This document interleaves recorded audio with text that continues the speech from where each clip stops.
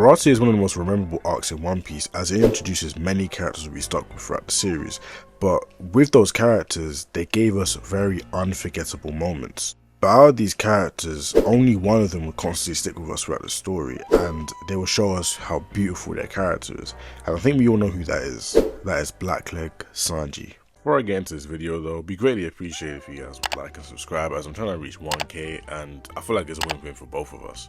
The more you guys like and subscribe, it gives me more incentive to obviously upload and create videos on your favorite stories. So yeah, it's a win-win for both of us. Anyway, I'm not going to keep you guys for too long. Let's get back into the video. Over 26 years ago, nearly to the day, one of the most saucy and charming characters entered the manga. From his very first moment in the arc to his very last moment in the arc, Sanji's presence was undeniable. After this, we see Sanji at Arlong Park, and all throughout this arc, his considerate attitude and the ability to understand things shines through. From him worrying about Zoro to then him getting mad at somebody saying he can't save the people close to him, we really get to see who Sanji is. In this panel here, we can see that Kurobi tells Sanji that he can't save Luffy, and this irritates Sanji, showing a side that we've seen before in Baratie. This time though, things will go a lot differently, and this is where we get to see the badassery of Sanji.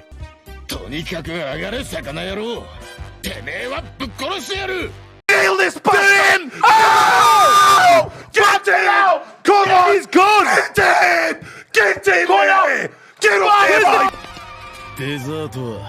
him! After his fight, Luffy and Arlong would face off and the arc is basically done, allowing us to segue into the rest of the East Blue Saga and then into the Grand Line Saga. For the most part, Sanji doesn't really do much. I mean, aside from him pointing a gun at Robin, he doesn't really do much from obviously the rest of the East Blue Saga to the start of the Grand Line Saga. But after the Robin fiasco, we end up on an island that many of us fans will look back on with fond memories. I have forgotten the reason for our brawl! Lil Gun is the next time we see Sanji shine, and we see a new side of him come out. ああ、任務は完了したよ。あんたの秘密を知っちまった野郎どもは全て消し去りました。だからもう追っては必要ありません。そうか、悟空。 Mr. Prince arrives on the scene, and out of many alter egos the Straw Hats take on, he's undoubtedly my favourite. From his badass lines to his swift thinking, Sanji's role here is huge, and it allows the crew to get ahead and later gets them out of a very tight pinch. Once they leave the land of the giants, they end up on Drum Island, and this is where Sanji shows even more of his compassionate side and understanding. Sanji knew that Chopper was struggling, so what he did is he pointed to Luffy and said, "You see that man right there? Yeah, he's just like you, he's a monster." And through his great understanding skills, he's able to now bring Chopper onto the crew. And I feel like that's very underrated about Sanji. I don't think a lot of people talk about that a lot nowadays, but yeah, Sanji was the one that basically pushed him there. Drum Island was very short, and next we'll end up in Alabasta. And with Alabasta on the way, Mr. Prince comes back, and as I said earlier, he gets the crew out of a very, very tight pinch.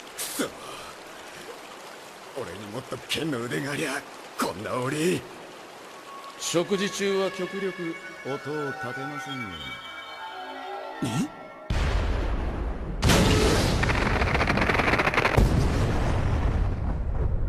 パンチがな、キックゴ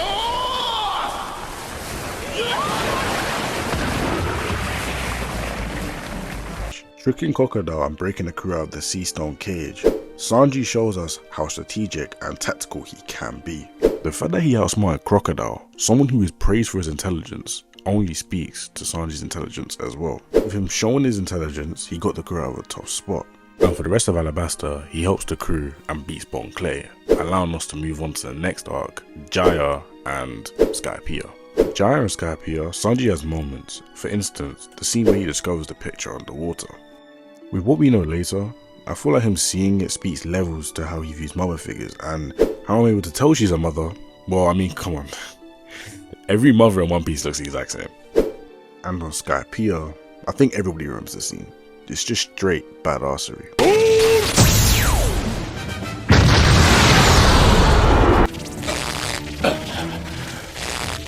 神を言い残したことが一つあった。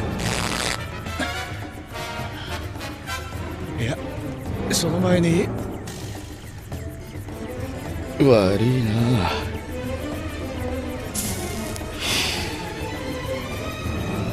タバコの火欲しかったとこだ。 Once they leave Skypiea, they run into Aokiji, and I know this exchange is mostly overlooked by many, but I want to point out how Sanji disables Aokiji's weapon. Like, I know you're thinking, oh okay, more Sanji glaze, but hold on, let me go. I think it's cool to point out because it's not the last time we'll see Sanji disarm an opponent. And yes, we're skipping Long Ring, Long Land, whatever it's called. We're skipping that. I know Sanji has a few moments in there, but I haven't read it in ages, so I'm not going to go over it. Next up is War 7, and this is where I feel like Sanji won a lot of people over. Something wrong? Do you think Robin doesn't like us anymore? Chopper? Let me share a secret with you. When a woman tells a lie, a real man forgives her. First, this scene seems like a massive mess and people clown it still to this day, but after looking throughout the story, this scene holds up as we've gotten many instances throughout the story, but the very basic example and probably the most standout example up to this point is literally Nami. After he goes out on his own though, his words from earlier are further solidified.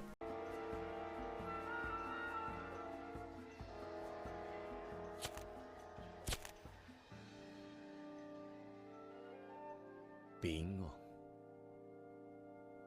This is where I believe the greatest Sanji stretch we've had in the story, period, begins. ああ、マリモくん、俺を心配してくれてんのかい？だが残念。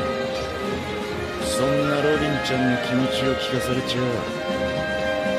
たとえ船長命令でも、俺は止まる気はねえんで。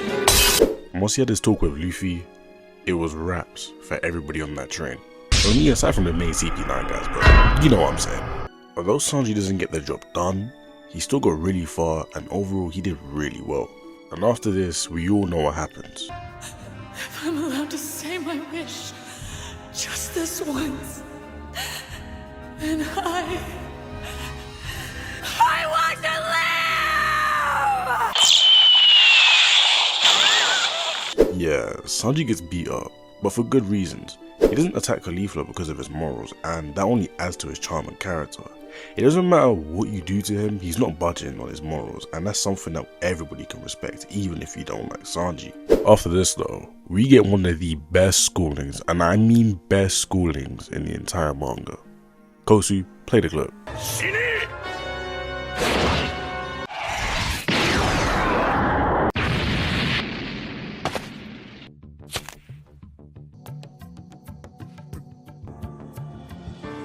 Kari.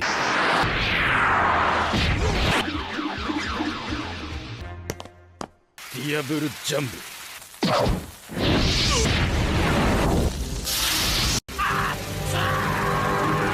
Jump.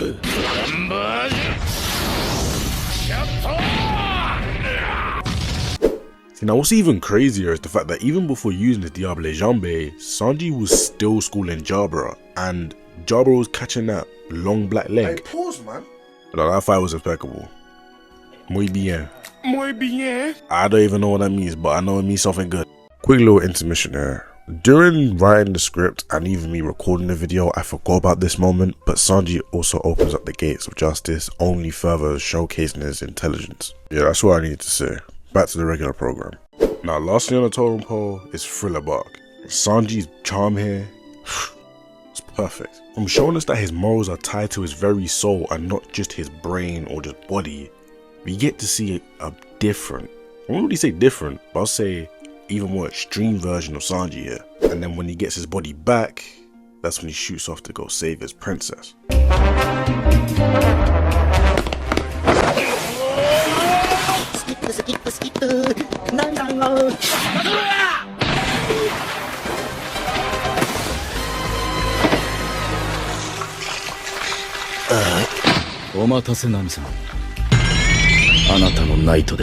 It's safe to say that Sanji in this arc went off, and at the end of the arc, he was even willing to lay down his life for his crew and his friend. 待て待てクソ野郎。